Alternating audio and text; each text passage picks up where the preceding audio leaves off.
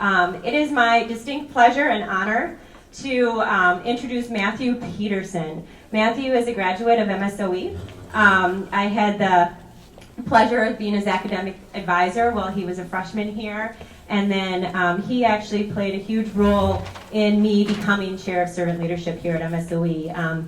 He actually found a project for us to travel to Uganda together, and that, as far as talking about a moment of self-awareness, I don't think that there has been a bigger moment in my life but that trip to Uganda with Matt. So I'm going to let you share your journey. I think I got this one. Good morning. As you said, I'm Matthew Peterson, and currently I work as a structural engineer up in Fond du Lac, Wisconsin at Excel Engineering. And really, I'm a recent graduate. I graduated a couple years ago. I've been in the workforce now for 3.5, 4 years. And so really, I'm just here to tell you my story. I don't have a whole bunch of wisdom, and I don't think I could answer a lot of those questions. But I'm hoping we can get some good discussion out of the experiences that I've had. And really, my story starts where Professor Leitsky left off, and that's me beginning my work here at MSOE my junior year with the Servant Leadership Department. At that point, it was chaired by Dave Howell, really great guy, and he got me running with servant leadership by starting a chapter of United Way here at MSOE, and then led me to my first trip to Uganda to do some service work, and then the second trip with Professor Leitsky.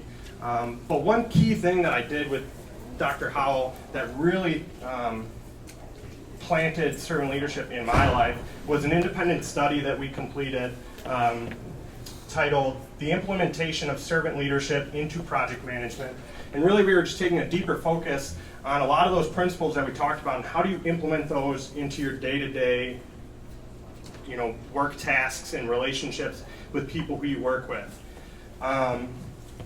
And I had 3 major takeaways from that independent study that I try to use every day in my work experience, even though I'm not a part of the management at my company. I am what you would call a low-level employee, but I can still be a leader to those around me and those who I'm working with. So the 3 takeaways. First one, very basic definition of servant leadership.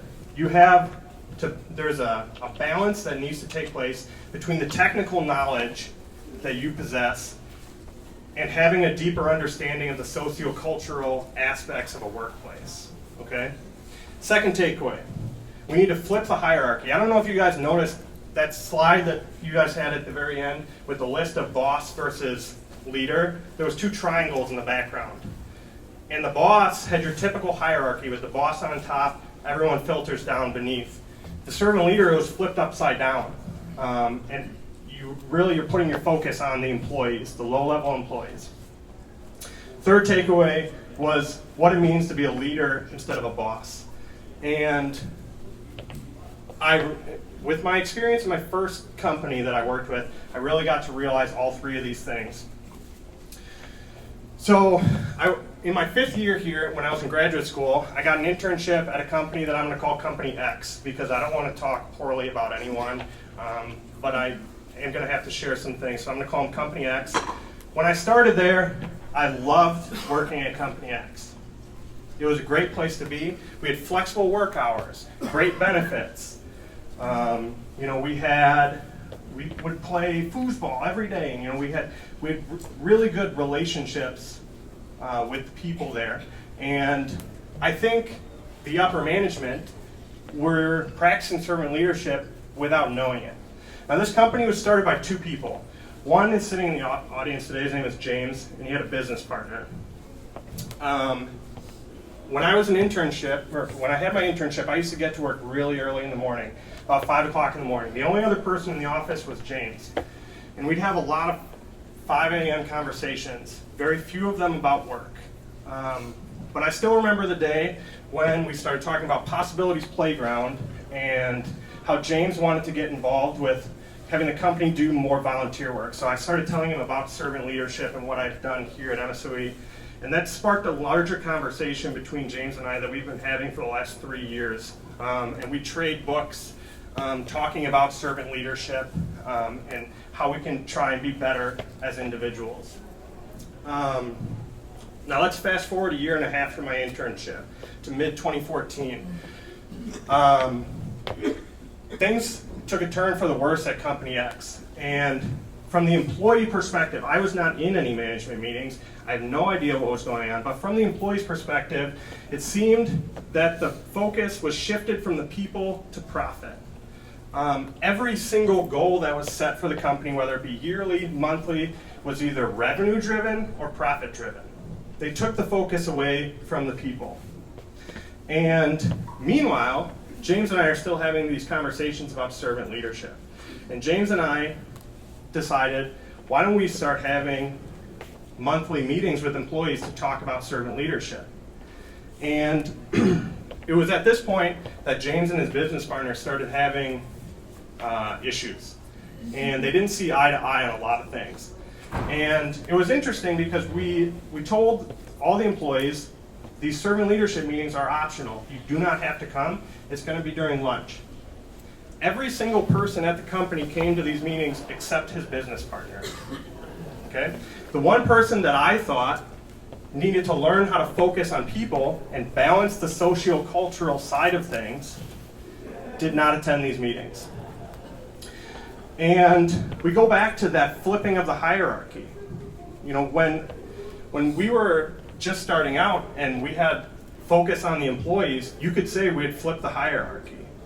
And that focus was on the employees and how do we improve the employees' lives. But as soon as they went to profit-driven goals, they went back to the traditional structure. And I don't think it was coincidental, but as soon as they started doing this, we started losing money. We took a profitable company and drove it into the ground. And I don't think it was a coincidence. And they started changing the hierarchy. They said, well, we have all these goals, we're not meeting them. The problem must be our management. So every 6 months, almost on the dot, they changed the hierarchy. We came out with a different management scheme. What I saw was they went back to that traditional hierarchy with the employees on the bottom. Well, it doesn't matter what your hierarchy above is if you're not focused on the employees at the bottom. And they went through cycle after cycle of new procedures, new management, this and that, and nothing helped. It made it worse, in fact, because now we had a lack of trust building between management and employees. And they actually took it as far as to tell us, we've been watching you as employees. Here's all the things that you're saying to one another. We don't like it. Okay?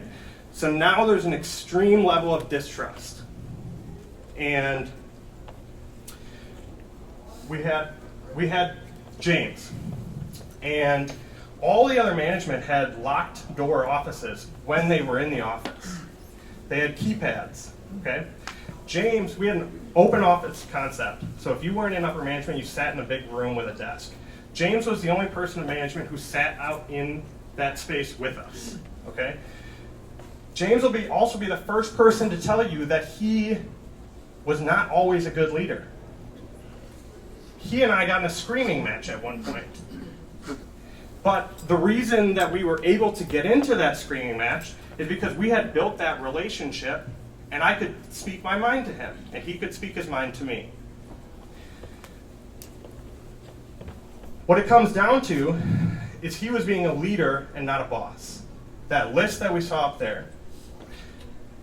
But upper management said, he's the problem.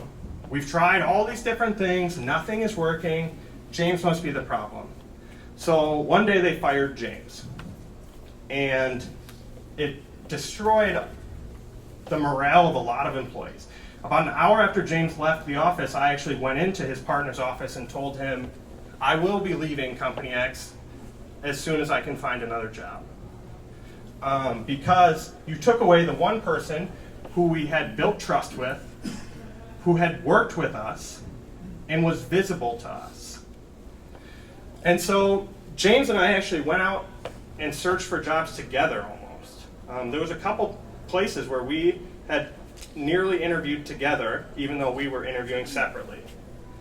And I made it my primary focus to find a place that cared about employees, that did those three things that I had taken away from my independent study.